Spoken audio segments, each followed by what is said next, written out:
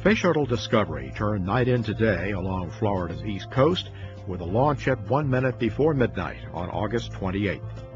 The spectacular liftoff began Discovery's 37th mission. 2 days after launch, Commander Rick Sturckow carefully guided the 100-ton space shuttle toward successful rendezvous and docking with the 350-ton space station as they orbited 225 miles above Earth. With 3 spacewalks on the agenda during their 8 days of docked operations, the crews of shuttle and station got down to work with supply and equipment transfers that would stretch throughout the mission. In addition to supplies and research facilities, the flight delivered a new crew member to the International Space Station.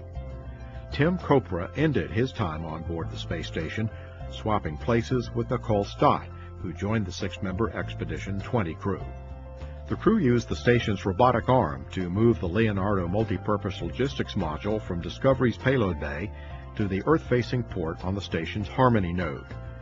From there, they unloaded 15,000 pounds of cargo from the module. Daniel Levis and Nicole Stott spent about 6.5 hours performing the mission's first spacewalk, replacing an empty ammonia tank assembly and retrieving 2 science experiments. Inside the station, newly delivered crew and science equipment was installed. On the mission's second spacewalk, it took Levis and the European Space Agency's Christer Fuglesang about 6.5 hours to install the new ammonia tank on the station and stow the depleted 1,295-pound tank in the shuttle's payload bay. The new tank provided 600 pounds of fresh ammonia to circulate through the station's port cooling system. Olivas and Fuglesang also were paired for the mission's third and final spacewalk. During the 7-hour session, they deployed a payload attachment system on the station's truss, replaced a rate gyro assembly, a power control module, and 2 GPS antennas.